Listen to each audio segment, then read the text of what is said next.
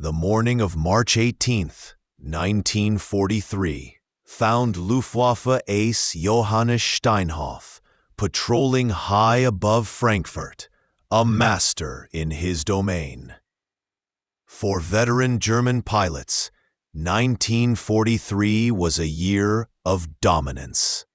They held a deadly advantage: the knowledge that Allied fighter escorts, like the British Spitfires and American P-47 Thunderbolts, had limited range and would be forced to turn for home long before the bombers reached their most vital targets. This was the German system of defense. They would wait patiently for the escorting little friends to peel away, their fuel exhausted. Then the real hunt would begin against the naked and vulnerable bomber formations. The German homeland was an impenetrable fortress, and the skies above it were their private hunting ground. But by 1944, that fortress would be shattered. The hunters were no longer just at the gates. They were inside the house, waiting from the moment a German pilot's wheels left the runway. For legendary figures like General Adolf Galland, the sight of a new, sleek silver fighter over Berlin marked a profound psychological breaking point. This is the story of how one American fighter, the P-51 Mustang, didn't just change the map of the air war, but erased it entirely. Its incredible range didn't just break the back of the Luftwaffe. It broke the spirit of its most accomplished pilots by systematically destroying their last sanctuary. In the pantheon of World War II legends, many weapons are remembered for a single overwhelming advantage. For the P-51 Mustang, that advantage was not merely speed or firepower, but something far more strategic: the ability to stay and fight deep inside enemy territory. To understand the Mustang's terrifying impact, one must first appreciate the grim reality of the air war in 1943. The American 8th Air Force doctrine of unescorted daylight bombing was proving to be a tragic failure. The theory was that tight combat box formations of B-17 flying fortresses could defend themselves with their own machine guns. This theory was brutally dismantled by the veteran pilots of the Luftwaffe. Flying superior Messerschmitt Bf-109s and Focke-Wulf FW-190s, they perfected devastating head-on attacks, exploiting bomber blind spots. They attacked in relentless waves, singling out individual bombers until they fell from formation. The casualty rates were catastrophic for the Allied bomber crews. A crewman's tour was 25 missions, but in 1943, his statistical chance of surviving it was a horrifying 25%. This bloody stalemate, 60 B-17s shot down, and 77 bombers lost in total, a staggering 26% loss rate. The American commanders faced an unbearable truth. The unescorted bombing campaign was unsustainable. The Luftwaffe was winning. German pilots operated with a home field advantage, able to land, refuel, and re-engage at will from the safety of their own territory. The limited range of Allied fighters was the invisible wall that protected Germany's industrial heart. The rules of this deadly game, however, were about to be rewritten by an unlikely hero. The P-51 Mustang began not as a grand strategic project, but as a desperate improvisation. In 1940, the British approached North American Aviation to build P-40 Warhawks, but lead designer Dutch Kindleberger made an audacious counteroffer. He promised to design a superior fighter from scratch in just 120 days. The British, in dire need, agreed. The prototype was rolled out in an astonishing 102 days. These early Mustangs, powered by Allison engines, showed promise with their revolutionary laminar flow wing that reduced drag. But they choked at the high altitudes where bombers fought. The aircraft's destiny was sealed by a stroke of genius from an RAF test pilot, Ronnie Harker. He proposed marrying the Mustang's superb airframe to the legendary Rolls-Royce Merlin engine.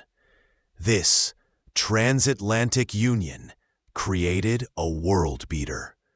The Merlin's two-stage, two-speed supercharger acted like an automatic transmission for altitude, granting the Mustang phenomenal high-altitude performance.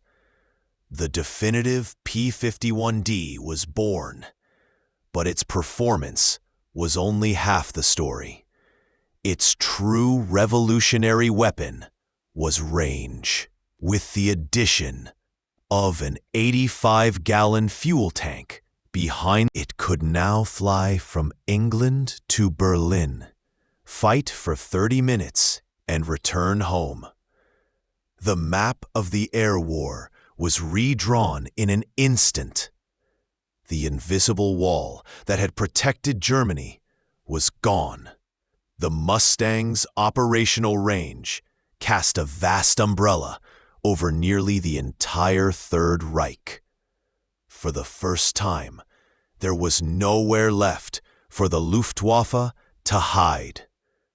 The first tremors were felt in late 1943, but the earthquake arrived on March 4th, 1944.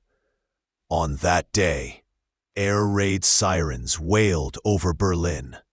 Citizens and soldiers looked up to see not only B-17s, but also sleek, single-engine silver fighters circling high above.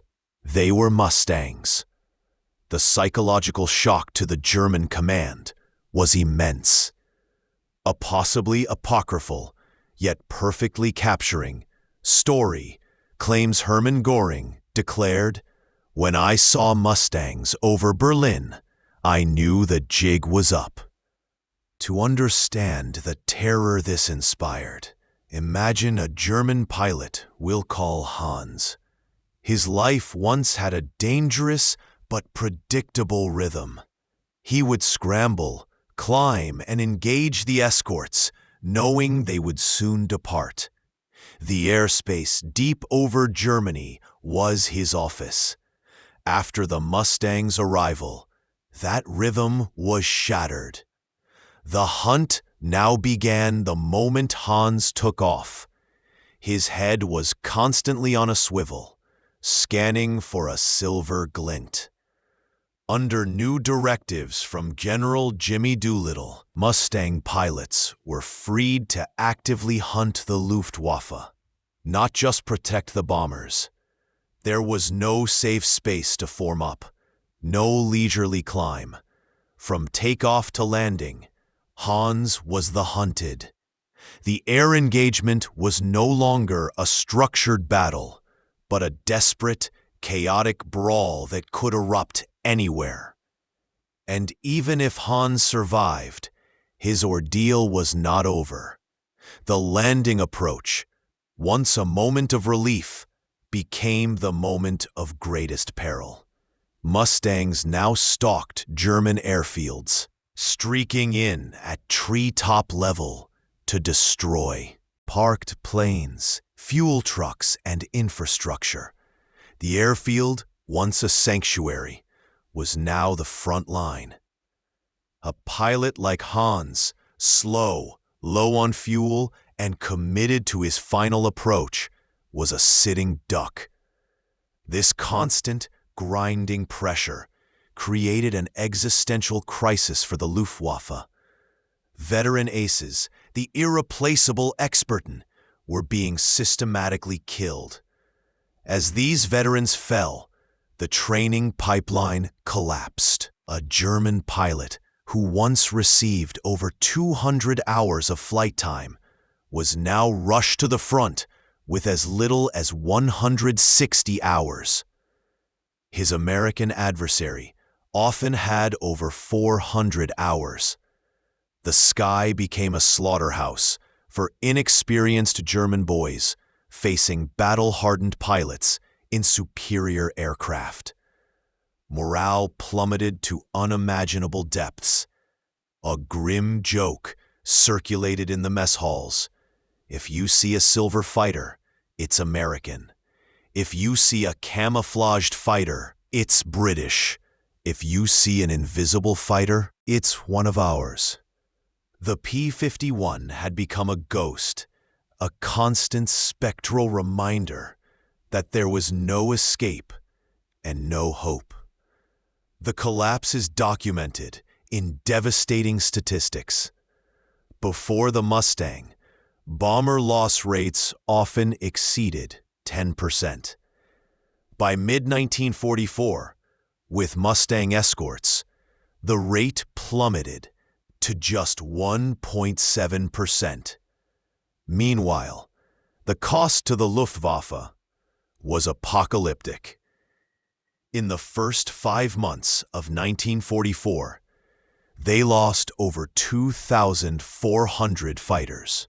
The most critical loss was not machines, but men. From January to May 1944, the Luftwaffe lost 2,262 fighter pilots, nearly its entire single-engine fighter force. They were losing more than half of their frontline strength every month. The training schools could not keep up with the catastrophic deficit. By late 1944, American fighter pilots were claiming over 6 aerial victories for every one of their own lost. USAAF Mustang pilots were credited with destroying 4,950 enemy aircraft, more than any other Allied fighter. The verdict of the numbers is undeniable. The legacy of the P-51 Mustang is that it won more than air superiority. It won a war of attrition and morale. Its greatest weapon was not its guns, but its terrifying, endless reach. It proved that the most powerful weapon can be the simple, psychological ability to be there, in the enemy's heart, erasing all sanctuaries and breaking the will to fight.